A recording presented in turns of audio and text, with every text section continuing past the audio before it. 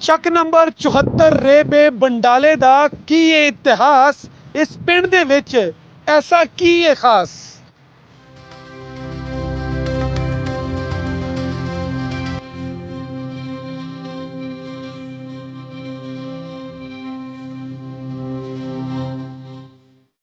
ਆਪਣੀ ਮਦਦ ਆਪ ਦੇ ਤਹਿਤ ਇਸ ਪਿੰਡ ਦੇ ਲੋਕਾਂ ਨੇ ਕੀਤੇ ਨੇ ਬੇਸ਼ੁਮਾਰ ਕੰਮ। ਮਾਡਲ ਕਬਰਸਤਾਨ, ਮਾਡਲ ਜਨਾਜ਼ਗਾਹ, ਮਾਡਲ ਗਰਾਊਂਡ, ਮਾਡਲ ਗਲੀਆਂ ਤੇ ਮਾਡਲ ਬਾਜ਼ਾਰ।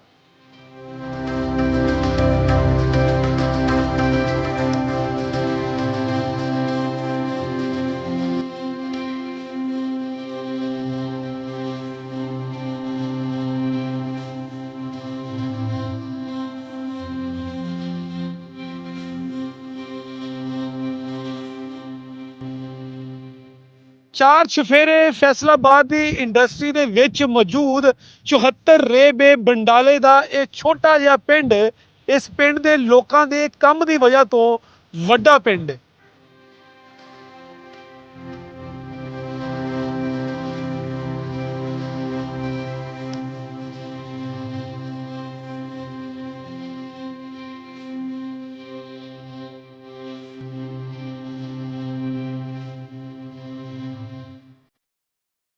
ਪਿੰਡ ਦੀ ਥੋੜੀ ਜਿਹੀ ਆਬਾਦੀ ਨੇ ਕਰ ਦਿੱਤਾ ਕਮਾਲ। ਪਿੰਡ ਦੇ ਲੋਕਾਂ ਦੇ ਪਿਆਰ ਨੇ ਸਭ ਨੂੰ ਕਰ ਦਿੱਤਾ ਹੈਰਾਨ।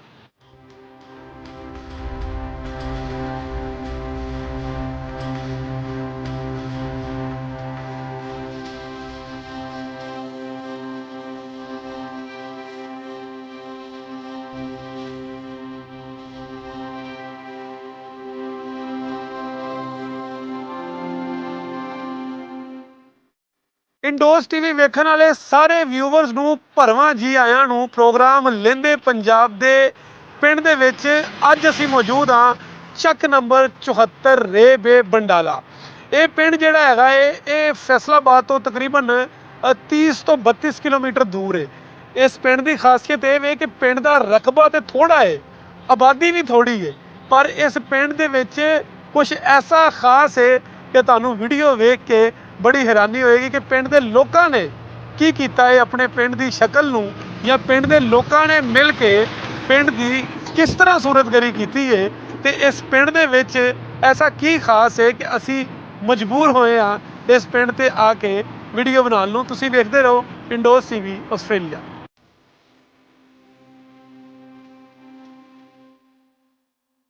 ਇਸ ਪਿੰਡ ਦਾ ਨਾਮ 74 ਰੇਬੇ ਬੰਡਾਲਾ ਕਲਾਂ ਦਰਬਾਜਪੁਰ ਤੇ ਇਹਦੇ ਮਸਾਈ ਪਿੰਡ ਜਿਹੜੇ ਨੇ ਗੁੱਜਰ ਸਿੰਘ, ਰੀਗਰ ਰਸੂਲਪੁਰ ਆ, ਬਾਮਲੀ ਵਾਲਾ ਤੇ 75 ਲੋਕੇ ਆ, 74 ਲੋਕੇ ਆ। ਜਿਹੜਾ ਗੁੱਜਰ ਸਿੰਘ ਆ ਉਹ ਮਸ਼ਰਕ ਦੇ ਵਿੱਚ ਆ, ਜਿਹੜਾ ਰਸੂਲਪੁਰ ਆ ਮਗਰਬ 'ਚ ਹੁੰਦਾ, ਬਾਮਲੀ ਵਾਲਾ ਜਿਹੜਾ ਉਹ ਸ਼ਮਾਲ 'ਚ ਹੁੰਦਾ ਤੇ 74 75 ਜਿਹੜੇ ਉਹ ਜਨੂਬ 'ਚ ਹੁੰਦੇ।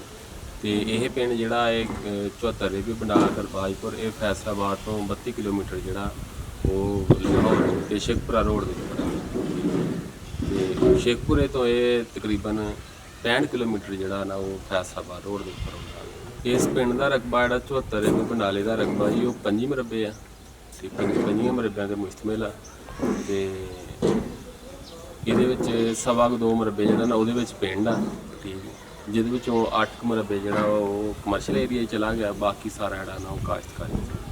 ਸਭ ਤੋਂ ਪਹਿਲੇ ਬਰਾਦਰੀ ਜਿਹੜੀ ਜ਼ਿਆਦਾਤਰ ਰਾਜਪੂਤ ਬਰਾਦਰੀ ਹੈ ਠੀਕ। ਉਸ ਤੋਂ ਬਾਅਦ ਕੁਛ ਘਰ ਜਿਹੜੇ ਨੇ ਉਹ ਰਾਈ ਬਰਾਦਰ ਨੇ ਠੀਕ। ਇੱਕ ਘਰ ਗਾਲਬਨ ਗੁਜਰਾਂ ਦਾ, ਗੁਜਰ ਬਰਾਦਰਾਂ ਦਾ ਇੱਕ ਘਰ ਹੈ ਤੇ ਇੱਕ ਦੋ ਘਰ ਜਿਹੜੇ ਨੇ ਗੈਰ ਕਾਸ਼ਤਕਾਰ ਜਿਹੜੇ ਨੇ ਉਹਨਾਂ ਦੇ ਘਰ ਨੇ।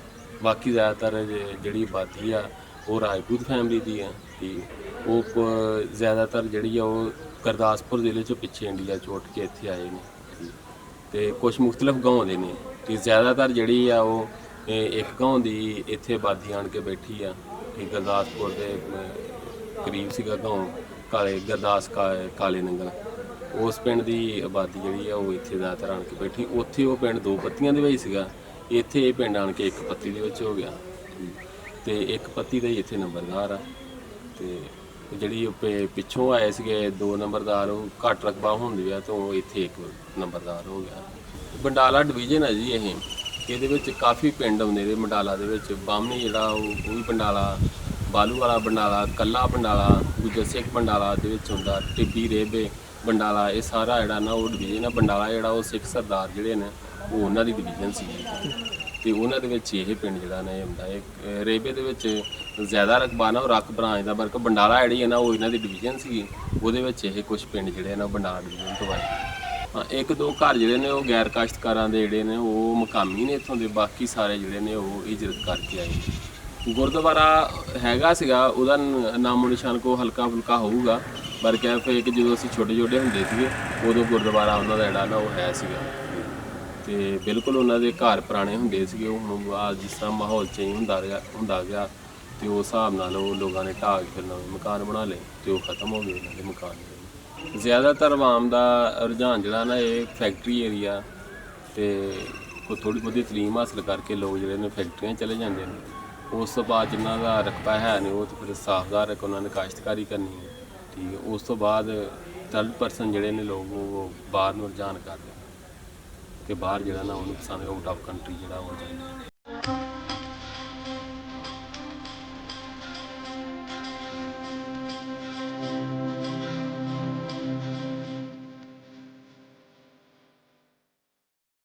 ਆ 74 ਰੇਬੇ ਬੰਡਾਲੇ 'ਚ ਮੈਂ ਮੌਜੂਦ ਹਾਂ ਤੇ ਇਸ ਪਿੰਡ ਦੀ ਸਭ ਤੋਂ ਵੱਡੀ ਖਾਸੀਅਤ ਇਹ ਵੇ ਕਿ ਇੱਥੇ ਦੇ ਨੌਜਵਾਨਾਂ ਨੇ ਇੱਕ ਬੜਾ ਸ਼ਾਨਦਾਰ ਇਨੀਸ਼ੀਏਟਿਵ ਲਿਆ। ਜਦੋਂ ਵੀ ਸਾਂਝੇ ਪੰਜਾਬ ਦੀ ਗੱਲ ਹੁੰਦੀ ਹੈ, ਚੜ੍ਹਦੇ ਤੇ ਲਹਿੰਦੇ ਪੰਜਾਬ ਦੀ ਗੱਲ ਹੁੰਦੀ ਹੈ ਤੇ ਇਸ ਪੰਜਾਬ ਦੇ ਨੌਜਵਾਨਾਂ ਨੂੰ ਬੜੇ ਗੌਰ ਨਾਲ ਵੇਖਿਆ ਜਾਂਦਾ ਹੈ ਕਿ ਇੱਥੇ ਦੇ ਨੌਜਵਾਨ ਕੀ ਕਰਦੇ ਨੇ। ਜਾਂ ਤਾਂ ਕੋਈ ਖੇਡਾਂ ਖੂਡਾਂ ਖੇਡਦੇ ਨੇ ਤੇ ਜਾਂ ਵਾਈ ਬੀਜੀ ਕਰਦੇ ਨੇ ਤੇ ਸੌਂ ਜਾਂਦੇ ਨੇ। ਪਰ ਇਸ ਪਿੰਡ ਦੇ ਨੌਜਵਾਨਾਂ ਨੇ ਇੱਕ ਇਨੀਸ਼ੀਏਟਿਵ ਲਿਆ, ਇੱਕ ਕ੍ਰੀਏਟਿਵ ਕੰਮ ਕਰਨ ਦਾ ਇਨੀਸ਼ੀਏਟਿਵ ਲਿਆ, ਵੈਲਫੇਅਰ ਕੰਮ ਦਾ ਇਨੀਸ਼ੀਏਟਿਵ ਲਿਆ ਕਿ ਅਸੀਂ ਲੋਕਾਂ ਦੀ ਜਿਹੜੀ ਹੈਗੀ ਹੈ ਫਲਾਹ ਬਹਿਬੂਦ ਕਿੱਦਾਂ ਕਰਨੀ ਹੈਗੀ ਹੈ, ਲੋਕਾਂ ਦੀ ਜ਼ਿੰਦਗੀ ਕਿੱਦਾਂ ਬਿਹਤਰ ਕਰਨੀ ਹੈਗੀ ਹੈ। 74 ਰੇਬੇ ਬੰਡਾਲੇ 'ਚ ਮੌਜੂਦ ਹਾਂ ਤੇ ਇੱਥੇ ਦੇ ਮੁਕਾਮੀ ਇੱਕ ਨੌਜਵਾਨ ਮੌਜੂਦ ਨੇ, ਉਹਨਾਂ ਨਾਲ ਗੱਲ ਕਰਦੇ ਹਾਂ, ਉਹਨਾਂ ਨੂੰ ਪੁੱਛਦੇ ਹਾਂ ਕਿ ਵੈਲਫੇਅਰ ਵਾਲਾ ਆਈਡੀਆ ਕਿਵੇਂ ਆ ਜੀ। ਅਸਲਾਮ ਵਾਲੇਕੁਮ ਜੀ। ਵਾਲੇਕੁਮ ਸਲਾਮ। ਮੈਨੂੰ ਤੁਸੀਂ ਇਹ ਦੱਸੋ ਕਿ ਇਸ ਪਿੰਡ ਦੇ ਵਿੱਚ ਵੈਲਫੇਅਰ ਦੀ ਬੁਨਿਆਦ ਕਿਹਨੇ ਰੱਖੀ ਤੇ ਉਹ ਕਿਵੇਂ ਸ਼ੁਰੂ ਹੋਈ, ਜਾਂ ਉਸ ਸ਼ੁਰੂ ਕਰਨ ਦੇ ਪਿੱਛੇ ਮਕਸਦ ਕੀ ਸੀ, ਜ਼ੇਨ ਕੀ ਸੀ? ਸਰ ਬੇਸਿਕਲੀ ਅਸੀਂ 2-3 ਦੋਸਤ ਸਾਡੇ ਪਿੰਡ ਦੇ, ਅਸੀਂ GC ਯੂਨੀਵਰਸਿਟੀ ਫੈਸਲਾਬਾਦ 'ਚ ਪੜ੍ਹਦੇ ਹਾਂ ਰਹੇ ਹਾਂ। ਇਹ ਗੱਲ ਆ 2014 ਦੀ, 10 ਜਨਵਰੀ 2014 'ਚ ਮੈਂ ਤੇ ਮੇਰੇ ਦੋ ਦੋਸਤ ਅਸੀਂ GC ਯੂਨੀਵਰਸਿਟੀ ਫੈਸਲਾਬਾਦ ਪੜ੍ਹਦੇ ਸੀ। ਅਸੀਂ ਇਹ ਸੋਚਿਆ ਕਿ ਯਾਰ ਅਸੀਂ ਆਪਣੇ ਪਿੰਡ ਲਈ ਕੁਛ ਨਾ ਕੁਛ ਕਰੀਏ। ਮਤਲਬ ਮੇਰਾ ਬੈਸਟ ਫਰੈਂਡ ਹੀ ਕਾਮਰਾਨ ਤੇ ਅਸੀਂ ਕਿਹਾ ਕਿ ਯਾਰ ਕੁਛ ਨਾ ਕੁਛ ਇਸ ਪਿੰਡ ਲਈ ਨਾ ਬਿਹਤਰ ਕੀਤਾ ਜਾਵੇ, ਕਿਉਂਕਿ ਜਦੋਂ ਅਸੀਂ ਸੋਚਦੇ ਸੀ ਯੂਨੀਵਰਸਿਟੀ 'ਚ ਗਏ ਆ, ਥੋੜ੍ਹਾ ਜਿਹਾ ਮਾਇੰਡ ਓਪਨ ਹੋਇਆ, ਦੇਖਿਆ ਲੋਕਾਂ ਨੂੰ ਉੱਥੇ ਸਾਰਾ, ਤੇ ਅਸੀਂ ਜਿਹੜੀ ਵੀ ਐਕਟੀਵਿਟੀ ਉੱਥੇ ਦੇਖਦੇ ਸੀ ਸਾਡਾ ਦਿਲ ਕਰਦਾ ਸੀ ਕਿ ਯਾਰ ਸਾਡੇ ਪਿੰਡ ਦੇ ਲੋਕ ਵੀ ਦੇਖਣ ਇਹ ਸਾਰੇ ਮਾਮਲਾਤ ਨੂੰ, ਅੱਗੇ ਵਧਣ। ਦੁਨੀਆ ਬਹੁਤ ਅੱਗੇ ਚਲੀ ਗਈ ਹੈ ਤੇ ਫਿਰ ਅਸੀਂ ਦੇਖਦੇ ਸੀ ਕਿ ਜਿਹੜੇ ਸਾਡੇ ਤੋਂ ਪਹਿਲੇ ਲੋਕ ਪੜ੍ਹ ਕੇ ਜਿਹੜੇ ਸਾਡੇ ਵੱਡੇ ਹੀ ਬਜ਼ੁਰਗ ਉਹ ਪਿੰਡ ਛੱਡ ਕੇ ਜਾਈ ਜਾ ਰਹੇ ਸੀ।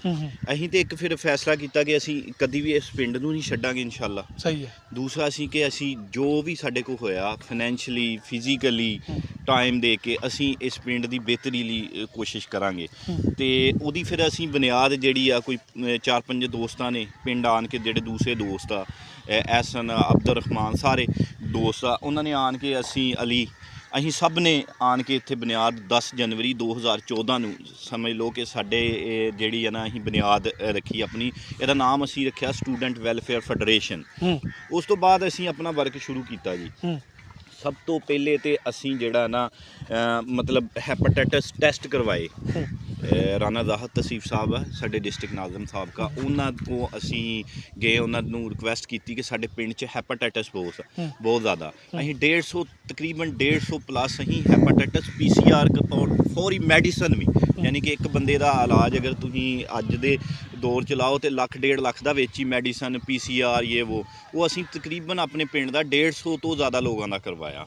ਉਸ ਤੋਂ ਬਾਅਦ ਅਸੀਂ ਹਾਰਟ ਕੈਂਪ ਜਿਹੜੇ ਆ ਮਤਲਬ ਹਾਰਟ ਸਰਜਨ ਉਹ ਆਉਂਦੇ ਸਾਡੇ ਪਿੰਡ 'ਚ ਮੁਖਤਲਿਫ ਟਾਈਮ 'ਤੇ, ਅਸੀਂ ਉਹ ਲਗਵਾਉਂਦੇ, ਆਈਜ਼ ਕੈਂਪ ਲਗਵਾਉਂਦੇ ਹਾਂ। ਉਸ ਤੋਂ ਬਾਅਦ ਅਸੀਂ ਫਿਰ ਜੋਬਸ ਲਈ ਜਿਹੜੇ ਸਾਡੇ ਨੌਜਵਾਨ ਯੂਥ ਆ ਜਿਹੜੀ ਪੜ੍ਹ ਲਿਖ ਜਾਂਦੀ, ਕਿਉਂਕਿ ਪਾਕਿਸਤਾਨ 'ਚ ਜਿਹੜਾ ਹੁਣ ਮਸਲਾ ਜ਼ਿਆਦਾ ਆ ਰਿਹਾ ਨਾ ਉਹ ਬੇਰੁਜ਼ਗਾਰੀ ਦਾ ਆ ਰਿਹਾ।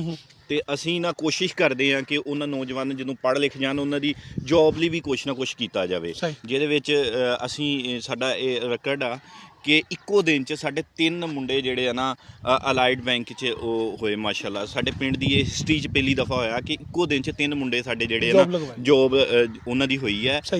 ਮਤਲਬ ਇਸ ਤੋਂ ਇਲਾਵਾ ਫਿਰ ਕੋਈ ਸਾਡਾ ਬੱਚਾ ਵਾ ਜਿਹੜਾ ਫੀਸ ਨਹੀਂ ਪੇ ਕਰ ਸਕਦਾ, ਅਸੀਂ ਉਹਦੀ ਫੀਸ ਲਈ ਮਤਲਬ ਯਾਨੀ ਕਿ ਓਵਰਆਲ ਪਿੰਡ ਦੇ ਜਿੰਨੇ ਵੀ ਕੰਮ ਆ ਮਤਲਬ ਜਿਹਦੇ ਆ ਜਾਂਦੇ ਫਲਾਈ ਕੰਮ ਕਿਸੇ ਕਿਸਮ ਦੇ, ਈਵਨ ਕਿ ਕੋਈ ਲੜਾਈ ਝਗੜਾ ਵੀ ਹੋ ਜਾਂਦਾ ਪਿੰਡ ਦਾ ਤੇ ਸਾਡੇ ਸਾਰੀ ਯੂਥ ਮਿਲ ਕੇ ਅਸੀਂ ਕੋਸ਼ਿਸ਼ ਕਰਦੇ ਹਾਂ ਕਿ ਲੋਕਾਂ ਦੇ ਦਰਮਿਆਨ ਸੁਲ੍ਹਾ ਕਰਵਾਈ ਜਾਏ। ਅੱਛਾ, ਇੱਕ ਇਹ ਵੀ ਚੀਜ਼ ਬੜੀ ਦੇਖਣ ਨੂੰ ਮਿਲੀ ਤੁਹਾਡੇ ਕਿ ਇੱਕ ਛੱਪੜ ਸੀ ਜਾਂ ਉੱਥੇ ਬਹੁਤ ਜ਼ਿਆਦਾ ਗੰਦਗੀ ਸੀ, ਗਲਾਜ਼ਤ ਸੀ ਜੀ, ਤੇ ਉਹ ਸਾਨੂੰ ਬੜੀ ਹੈਰਾਨੀ ਹੋਈ ਵੇਖ ਕੇ ਕਿ ਤੁਸੀਂ ਉੱਥੇ ਉਹਨੂੰ ਪਾਰਕ ਦੀ ਸ਼ਕਲ ਦੇ ਦਿੱਤੀ। ਜੀ ਜੀ, ਇਹ ਆਈਡੀਆ ਕਿਵੇਂ ਆਇਆ ਤੇ ਇਹਦੇ ਉੱਪਰ ਲਾਗਤ ਕਿੰਨੀ ਕੁ ਆਈ, ਉਹ ਪੈਸੇ ਕਿੱਥੋਂ ਆਏ? ਸਰ ਇੱਥੇ ਨਾ ਛੱਪੜ ਹੁੰਦਾ ਸੀ, ਫੁਟੇਜਸ ਵਗੈਰਾ ਤੁਸੀਂ ਦੇਖੀਆਂ ਹੋਣਗੀਆਂ, ਸਾਰਾ ਬੜਾ ਮੰਦਾ ਹਾਲ ਸੀ, ਲੋਕ ਆਉਂਦੇ ਸੀ ਤੇ ਬੜਾ ਨਾ ਅਜੀਬ ਜਿਹਾ ਐਨਵਾਇਰਨਮੈਂਟ ਹੀ ਬਿਲਕੁਲ ਖ਼ਰਾਬ ਲੱਗਦਾ ਸੀ। ਫਿਰ ਤੁਹਾਨੂੰ ਪਤਾ ਜੇ ਕਿ ਪਿੰਡਾਂ 'ਚ ਫਿਰ ਉਹ ਮਾਮਲਾਤ ਉਹ ਜਗ੍ਹਾ ਦੇ ਮਸਲੇ ਮਸਾਇਲ ਇਹ ਤੇ ਉਹ ਨਾ ਅਸੀਂ ਇਹ ਸਾਰੀ ਯੂਥ ਨੇ ਮਿਲ ਕੇ ਸੋਚਿਆ ਕਿ ਯਾਰ ਇਹ ਕਿਉਂ ਨਾ ਕਿ ਇਹਨੂੰ ਨਾ ਇੱਕ ਗਰਾਊਂਡ ਦੀ ਸ਼ਕਲ ਦਿੱਤੀ ਜਾਏ, ਪਾਰਕ ਦੀ ਸ਼ਕਲ ਦਿੱਤੀ ਜਾਵੇ, ਜਿੱਥੇ ਸ਼ਾਮ ਨੂੰ ਛੋਟੇ ਬੱਚੇ ਜਿਹੜੇ ਆ ਉਹ ਖੇਲ ਸਕੇ ਜਾਣ, ਖੇਲਣ। ਫਿਰ ਉਸ ਤੋਂ ਬਾਅਦ ਜਿੰਨੀ ਆ ਮਤਲਬ ਸ਼ਾਦੀ ਵਿਆਹ ਹੁੰਦਾ ਵਾ ਸਾਡੇ ਪਿੰਡ ਦੀਆਂ ਬੱਚੀਆਂ ਦੀ ਸ਼ਾਦੀ ਹੁੰਦੀ ਆ, ਉਹ ਅਸੀਂ ਕਿਉਂਕਿ ਇੱਥੋਂ ਜਾਣਾ ਮੈਰਿਜ ਹਾਲ ਸ਼ਹਿਰ ਮਹਿੰਗਾ ਹੁੰਦਾ, ਉਹ ਕਾਸਟਲੀ ਹੁੰਦਾ, ਲੋਕ ਨਹੀਂ ਅਫੋਰਡ ਕਰ ਸਕਦੇ ਸਾਰੇ, ਤੇ ਉਹ ਬੜੇ ਅੱਛੇ ਤਰੀਕੇ ਨਾਲ ਇੱਥੇ ਮੈਨੇਜ ਹੋ ਜਾਂਦਾ। ਜੰਝ ਘਰ ਵਾਲਾ ਕਨਸੈਪਟ, ਜੰਝ ਘਰ ਯਾਨੀ ਕਿ ਜੀ ਇੱਥੇ ਬਣ ਗਿਆ। ਉਹਦੇ ਵਿੱਚ ਜਿੰਨਾ ਫਾਈਨਾਂਸ ਹੈ ਜੀ ਤਕਰੀਬਨ ਇਹ ਅਸੀਂ ਨਾ 2-3 ਸਟੈਪ 'ਚ ਕੀਤਾ। ਪਹਿਲੇ ਸਟੈਪ 'ਚ ਅਸੀਂ ਇਹਦੀ ਸਫਾਈ ਕਰਕੇ ਇਹਦੀ 4 ਦੀਵਾਰੀ ਬਾਉਂਡਰੀ ਵਾਲ ਕੀਤੀ, ਉਦੋਂ ਤਕਰੀਬਨ ਸਾਡਾ 3.5-4 ਲੱਖ ਰੁਪਈਆ ਖਰਚਾ ਆਇਆ ਸੀ। ਉਹ ਸਾਰਾ ਖਰਚਾ ਜਿਹੜਾ ਨਾ ਜੀ ਉਹ ਪਿੰਡ ਦੀ ਆਵਾਮ ਨੇ ਦਿੱਤਾ, ਲੋਕਾਂ ਨੇ ਦਿੱਤਾ, ਕਿਸੇ ਬੰਦੇ ਕੋਲ ਅਸੀਂ ਬਾਹਰ ਕਿਸੇ 1 ਰੁਪਈਆ ਵੀ ਫਾਈਨਾਂਸ ਨਹੀਂ ਕੀਤਾ। ਜਿੰਨੇ ਵੀ ਸਾਡੇ ਆ ਲੋਕ, ਇੱਕ ਸਾਡਾ ਗਰੁੱਪ ਆ ਉੱਥੋਂ ਅਸੀਂ 74 ਪਿੰਡਾਂ ਦੇ ਨਾਮ ਜਿੱਥੇ ਲੋਕ ਸਾਰੇ ਬਾਹਰ ਬੂਰ ਗਏ ਆ ਉਹ ਹੈਲਪ ਕਰ ਦਿੰਦੇ ਆ। ਫਿਰ ਲੋਕਾਂ ਕੋਲ ਪਰਸਨਲੀ ਚਲੇ ਜਾਈਦਾ ਕਿ ਇਹ ਕੰਮ ਹੋਣ ਡਿਆ, ਯਾਨੀ ਕਿ ਲੋਕਾਂ ਨੇ ਹੀ ਪੈਸੇ ਲਾਏ ਆ ਸਾਰੇ। ਉਹ ਜਨਾਬ ਦੂਸਰੇ ਸਟੈਪ 'ਚ ਅਸੀਂ ਇਹਨੂੰ ਫਿਰ ਪੇਂਟ ਸ਼ੇਂਟ ਕਰਵਾ ਕੇ ਜਿਹੜੇ ਹੁੰਦੇ ਆ ਪਲਸਤਰ ਵਗੈਰਾ ਕਰਵਾ ਕੇ ਉਹ ਮਾਸ਼ਾਅੱਲਾ ਕੰਪਲੀਟ ਹੋ ਗਿਆ। ਇਸ ਤੋਂ ਬਾਅਦ ਇਹ ਜਿਹੜੀਆਂ ਵਾ ਲਾਈਟਾਂ ਤੁਸੀਂ ਜ਼ਿਆ ਰੋਡ ਥਾਨੀ ਹੋਈ ਹੋਗੇ ਉਹ ਦੇਖੀਆਂ ਹੋਣਗੀਆਂ, ਇਸੇ ਤਰ੍ਹਾਂ ਕਬਰਸਤਾਨ ਤੇ ਮੁਖਤਲਿਫ ਪ੍ਰੋਜੈਕਟ। ਫਿਰ ਇਹ ਜੇ ਕਿ ਇੱਕ ਹੋਰ ਵੀ ਹੈ ਕਿ ਅਸੀਂ ਜਿਹੜਾ ਵਾ ਫੌਤਗੀ ਤੇ ਸਮਾਨ ਹੁੰਦਾ, ਠੀਕ ਹੈ, ਉਹ ਹਰ ਬੰਦਾ ਨਹੀਂ ਲੈ ਸਕਦਾ। ਸਾਡੇ ਸਾਰੇ ਪਿੰਡ ਦੇ ਲੋਕਾਂ ਨੇ ਯੂਥ ਨੇ ਕਿਹਾ ਕਿ ਨਹੀਂ ਯਾਰ ਇਹ ਸਮਾਨ ਲੋਕਾਂ ਨੂੰ ਦਿੱਤਾ ਜਾਵੇ ਘਰ ਜਾ ਕੇ ਨਾ, ਮਤਲਬ ਜਦੋਂ ਫੌਤਗੀ ਹੁੰਦੀ ਆ ਘਰ ਜਾ ਮਤਲਬ ਉਹ ਇੱਕ ਜਗ੍ਹਾ ਤੇ ਰੱਖਿਆ ਵਾ, ਕੋਈ ਵੀ ਜਾਂਦਾ, ਜ਼ਾਹਰੀ ਗੱਲ ਜਦੋਂ ਫੌਤਗੀ ਹੁੰਦੀ ਉਹਦੇ ਆਂਢੀ ਗੁਆਂਢੀ ਲਿਆਉਂਦੇ ਸਮਾਨ ਸਾਰਾ, ਤੇ ਉਹ ਸਮਾਨ ਵੀ ਮਿਲਦਾ। ਯਾਨੀ ਕਿ ਇਹ ਇੱਕ ਛੋਟੇ ਸਟੈਪ ਇਸ ਲਈ ਆ ਕਿ ਯਾਰ ਕੁਛ ਨਾ ਕੁਛ ਜਿੱਥੇ ਰਹਿੰਦੇ ਆ ਉਹਦੀ ਬਿਹਤਰੀ ਲਈ ਕੀਤਾ ਜਾਵੇ। ਅੱਛਾ, ਬਹੁਤ ਵਧੀਆ ਲੱਗਾ ਜਿਹੜੇ ਪਿੰਡ ਦੇ ਨੌਜਵਾਨ ਦੱਸਦੇ ਚਲੀਏ ਨਾਜ਼ਰੀਨ ਕਿ ਪਿੰਡਾਂ ਵਾਲੇ ਜਿਹੜੇ ਨੌਜਵਾਨ ਉਹਨਾਂ ਦੇ ਬਾਰੇ ਇੱਕ ਤਾਸੁਰ ਦਿੱਤਾ ਜਾਂਦਾ ਹੈਗਾ ਕਿ ਉਹ ਜਿਹੜੇ ਹੈਗੇ ਨੇ ਜਾਂ ਨਸ਼ਿਆਂ ਪਾਣੀਆਂ ਲੱਗ ਜਾਂਦੇ ਨੇ ਜਾਂ ਕਬੱਡੀ ਖੇਡਦੇ ਨੇ ਤੇ ਬਸ ਹੋਰ ਕੁਝ ਨਹੀਂ ਕਰਦੇ। ਲੇਕਿਨ ਇਹ ਦੇਖ ਲਓ ਕਿ ਲਹਿੰਦੇ ਪੰਜਾਬ ਦੇ ਵਿੱਚ ਇਹ ਪਿੰਡ ਦੇ ਨੌਜਵਾਨ ਜਿਹੜੇ ਹੈਗੇ ਨੇ ਉਹ ਕੀ ਕੰਮ ਕਰ ਰਹੇ ਨੇ। ਹੁਣ ਨੈਕਸਟ ਪਲਾਨ ਕੀ ਨੇ, ਅੱਗੇ ਕੀ ਸੋਚਿਆ ਹੈਗਾ ਕਿ ਕੀ ਕਰਨਾ ਹੈਗਾ ਇਸ ਵੈਲਫੇਅਰ ਸੁਸਾਇਟੀ ਨੇ ਜਾਂ ਇਸ ਪਿੰਡ ਦੇ ਨੌਜਵਾਨਾਂ ਨੇ ਅੱਗੇ ਕੀ ਕਰਨਾ ਹੈਗਾ? ਇੱਕ ਤੇ ਸਰ ਜਿਹੜਾ ਨਾ ਸਾਡੇ ਪਿੰਡ ਦੀਆਂ ਛੋਟੀਆਂ ਬੱਚੀਆਂ, ਬਿਲਕੁਲ ਛੋਟੀਆਂ ਬੱਚੀਆਂ, ਉਹ ਹੀ ਨਾ ਸਟਰਗਲ ਕੀਤੀ ਸਾਡੇ ਪਿੰਡ ਦੀ ਯੂਥ ਨੇ, ਸਟੂਡੈਂਟ ਵੈਲਫੇਅਰ ਫੈਡਰੇਸ਼ਨ ਨੇ, ਤੇ ਇਹਨੂੰ ਨਾ ਅਸੀਂ ਸਕੂਲ ਮਿਡਲ ਕਰਵਾਇਆ, ਪ੍ਰਾਇਮਰੀ ਤੋਂ ਮਿਡਲ। 52 ਲੱਖ ਦੀ ਗ੍ਰਾਂਟ ਆਈ ਸੀ ਉਦੋਂ, ਬਣ ਗਿਆ। ਉਹਦੀ ਸਾਡਾ ਪਹਿਲੇ ਆ ਕਿ ਉਹਦੀਆਂ ਕਲਾਸਾਂ ਜਲਦ ਤੋਂ ਜਲਦ ਬਹਿ ਜਾਣ, SNEs ਹੋਣ ਵਾਲੀ ਆ, ਤਾਂ ਕਿ ਸਾਡੇ ਪਿੰਡ ਦੀਆਂ ਛੋਟੀਆਂ ਬੱਚੀਆਂ ਜਿਹੜੀਆਂ ਮਾੜੇ ਘਰਾਂ ਦੀਆਂ ਦੂਜੇ ਪਿੰਡ ਜਾਂਦੀਆਂ ਵਾ ਉਹ ਜਿਹੜੀਆਂ ਨਾ ਉਹ ਇੱਥੇ ਪਿੰਡ 'ਚ ਪੜ੍ਹਨ। ਇੱਕ ਤੇ ਸਾਡਾ ਇਹ ਪਲਾਨ ਆ ਜਿਹੜਾ ਫਿਲਫੋਰ ਅਸੀਂ ਉਹਦੇ 'ਤੇ ਕੋਸ਼ਿਸ਼ ਕਰ ਰਹੇ ਹਾਂ। ਦੂਸਰਾ ਲੌਂਗ ਟਰਮ 'ਚ ਸਾਡੇ ਇਹ ਆ ਕਿ ਅਸੀਂ ਇੱਕ ਛੋਟਾ ਜਿੰਨਾ ਹੋਸਪਿਟਲ ਆਪਣੇ ਪਿੰਡ 'ਚ ਬਣਾਉਣਾ ਵਾ, ਡਿਸਪੈਂਸਰੀ ਫਰੀ ਹੋਏ, ਜਿਹਦੇ 'ਚ 24 ਘੰਟੇ ਜਿਹੜਾ MBBS ਡਾਕਟਰ ਨਾ ਅਵੇਲੇਬਲ ਹੋਵੇ, ਫਰੀ ਆਫ ਕਾਸਟ ਲੋਕਾਂ ਲਈ। ਇਨ ਫਿਊਚਰ ਅਸੀਂ ਇਹ ਪਲਾਨ ਕਰ ਰਹੇ ਹਾਂ ਕਿ ਲੋਕਾਂ ਨੂੰ ਬਿਹਤਰੀਨ ਸਿਹਤ ਦੀ ਸਹੂਲਤ ਜਿਹੜੀ ਹੈ ਨਾ ਸਾਡੇ ਪਿੰਡ 'ਚ ਮਿਲ ਸਕੇ। ਔਰ ਦੂਸਰਾ ਇਹ ਆ ਕਿ ਕੋਈ ਵੀ ਮਤਲਬ ਸਿਹਤ ਦੇ ਹਵਾਲੇ ਨਾਲ ਨਾ ਉਹਨਾਂ ਨੂੰ ਪ੍ਰੋਬਲਮ ਨਾ ਹੋਵੇ, ਤਾਂ ਕਿ ਕੋਈ ਵੀ ਮਸਲਾ ਮਸਾਇਲ ਛੋਟੀ ਮੋਟੀ, ਤੁਹਾਨੂੰ ਪਤਾ ਪ੍ਰੋਬਲਮ ਪਿੰਡਾਂ ਥਾਵਾਂ 'ਤੇ ਲੋਕੀ ਜਿਹੜੇ ਆ ਨਾ ਉਹ ਨਹੀਂ ਦੇਖਦੇ, ਕਿਸੇ ਨੂੰ ਦਿਲ ਦੀ ਤਕਲੀਫ ਆ ਉਹ ਜਾਂਦਾ ਹੀ ਨਹੀਂ। ਤੇ ਉਹ ਇਨੀਸ਼ੀਅਲ ਸਟੈਪ 'ਤੇ ਸਾਡੇ ਕੋਲ ਹਰ ਚੀਜ਼ ਬੇਸਿਕ ਜ਼ਰੂਰਤ ਪਿੰਡ 'ਚ ਹੋਏਗੀ, ਸਾਨੂੰ ਪਤਾ ਚੱਲ ਜਾਏਗਾ ਨਾ ਕਿਹੜੀ ਬਿਮਾਰੀ ਹੈ। ਇਹ ਹੀ ਸਾਡਾ ਬੇਸਿਕ ਇਹ ਆ ਹੁਣ ਸਾਡਾ ਕਿ ਅਸੀਂ ਨਾ ਇੱਕ ਬਿਹਤਰੀਨ ਜਿਹਾ ਕੋਈ 5 ਮਰਲੇ 10 ਮਰਲੇ 'ਚ ਇੱਕ ਹੌਸਪੀਟਲ ਬਣਾਉਣਾ, ਇੱਕ ਲਾਇਬ੍ਰੇਰੀ ਬਣਾਉਣੀ ਆ ਜਿਹਦੇ 'ਚ ਕੋਈ 5-10 ਹਜ਼ਾਰ ਬੁੱਕ ਹੋਵੇ, ਸਾਡੇ ਜਿਹੜੇ ਬੱਚੇ ਆ ਉਹ ਆਣ ਕੇ ਪੜ੍ਹਨ, ਉੱਥੇ ਆਣ ਕੇ ਫ੍ਰੀ ਟਾਈਮ ਤੇ ਉਹ ਐਜੂਕੇਸ਼ਨ 'ਚ ਅੱਗੇ ਨਿਕਲਣ। ਬਹੁਤ ਸ਼ੁਕਰੀਆ, ਬਹੁਤ ਵਧੀਆ ਲੱਗਾ। ਇਹ ਪੰਜਾਬ ਹੈ ਨਾਜ਼ਰੀਨ, ਇਹ ਸਾਡਾ ਪੰਜਾਬ ਹੈ, ਇਹ ਸਾਡਾ ਸਾਂਝਾ ਪੰਜਾਬ ਹੈ, ਇਹ ਸਾਡਾ ਲਹਿੰਦਾ ਪੰਜਾਬ ਹੈ ਕਿ ਜਿਹਦੇ ਵਿੱਚ ਨੌਜਵਾਨ ਦੀ ਸੋਚ ਇਹ ਹੈਗੀ ਹੈ ਕਿ ਉਹਨੇ ਪੜ੍ਹ ਲਿਖ ਕੇ ਇਸ ਪਿੰਡ ਨੂੰ ਛੱਡ ਕੇ ਜਾਣਾ ਨਹੀਂ ਹੈਗਾ, ਬਲਕਿ ਇਸੇ ਪਿੰਡ ਨੂੰ ਆਪਣੀ ਤਾਲੀਮ ਦੇ ਨਾਲ, ਆਪਣੇ ਕ੍ਰੀਏਟਿਵ ਮਾਈਂਡ ਦੇ ਨਾਲ ਇਹਨੂੰ ਸੰਵਾਰਨਾ ਹੈਗਾ। ਇਹ ਵੇ 74 ਰੇਬੇ ਬੰਡਾਲਾ।